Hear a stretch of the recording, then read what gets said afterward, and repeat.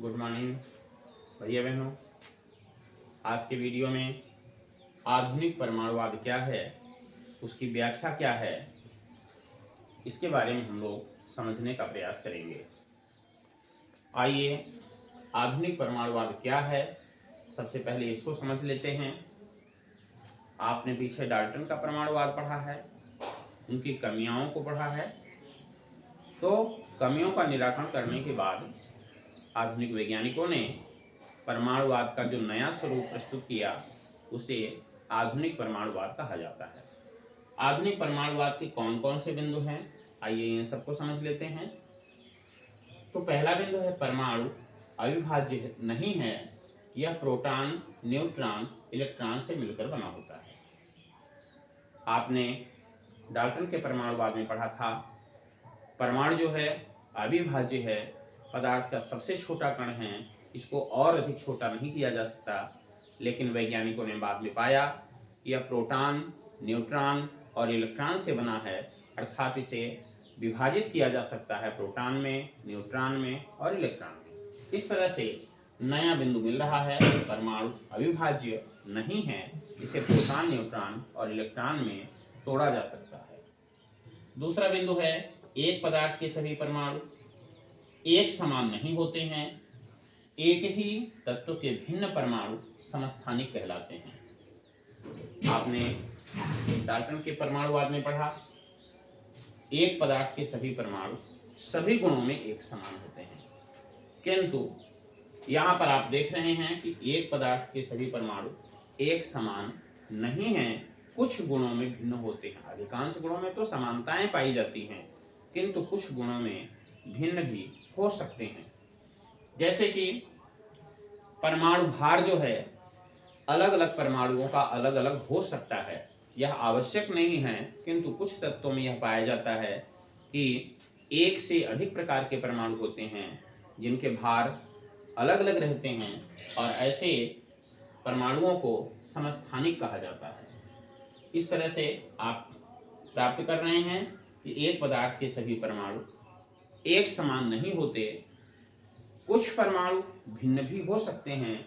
जैसा कि आपने यहाँ पर देखा कि जो भिन्न परमाणु होते हैं परमाणु भार में भिन्न होते हैं, ऐसे भिन्न परमाणुओं को समस्थानिक के नाम से जाना जाता है। तीसरा बिंदु मिल रहा है, एक ही पदार्थ के परमाणु दूसरे पदार्थ के परमाणु में बदले जा सकते हैं। तो आप क्या समझ रहे हैं इसमें से? एक पदार्थ का परमाणु दूसरे पदार्थ के परमाणु में बदला जा सकता है। आपने पीछे पढ़ा है कि एक पदार्थ के सभी परमाणु एक समान होते हैं, लेकिन दूसरे पदार्थ के परमाणु से भिन्न होते हैं।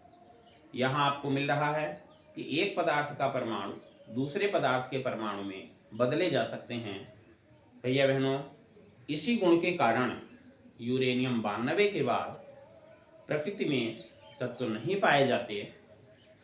आधुनिक रूप से उन्हें मानव ने अपने हिसाब से कृत्रिम तत्वांतरण के द्वारा बनाया है। 92 के बाद जितने भी तत्व हैं वो कृत्रिम तत्वांतरण के द्वारा बनाए गए हैं और परमाणु के इसी गुण के कारण बनाए गए हैं। अगले बिंदु में आप देख रहे हैं, परमाणु को ऊर्जा में बदला जा सकता है। नाभिकीय संलयन जो सूर्य में हो रही है क्रिया, दुनिया में सर्वाधिक ऊर्जा देने वाली क्रिया है। उसके बाद नाभिकीय विखंडन की क्रिया नाभिकीय रिएक्टरों में संपन्न कराई जाती है, इससे भी बहुत अधिक मात्रा में ऊर्जा उत्पन्न होती है। ये दोनों क्रियाएं परमाणु को ऊर्जा में बदलने के कारण होती हैं। आगे तत्वों के परमाणु मिलकर अणु बनाते हैं। इस तरह से आप देख रहे हैं कि जो एक तत्व के समान परमाणु भी अगर मिलते हैं तो उसी तत्व का अणु बन जाता है। जैसे हाइड्रोजन और हाइड्रोजन दो ठो मिलते हैं तो H2 बन जाता है। ऑक्सीजन और ऑक्सीजन के दो परमाणु मिलते हैं तो O2 बन जाता है। इस तरह से भिन्न परमाणु भी हो सकते हैं। हाइड्रोजन और ऑक्सीजन के जब परमाणु मिलते हैं तो पानी बन जाता है। कार्बन हाइड्रोजन के परमाणु मिलते हैं तो मीथेन बन जाता है।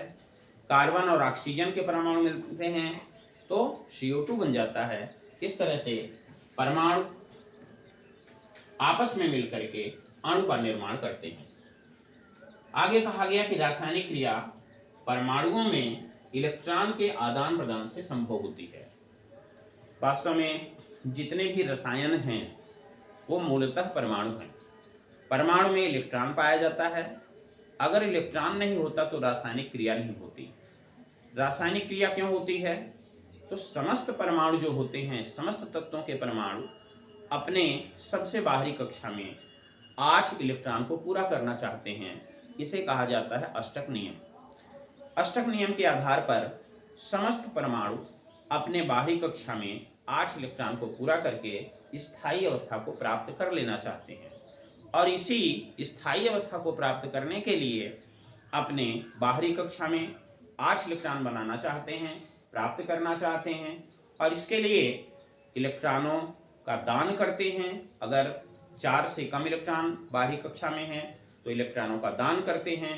अगर उससे ज़्यादा है तो दूसरे परमाणु से इलेक्ट्रॉन को ग्रहण करके 8 पूरा कर लेते हैं।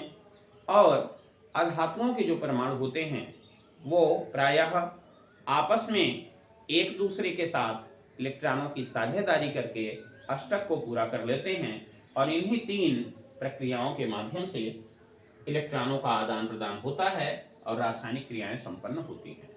धन्यवाद भैया।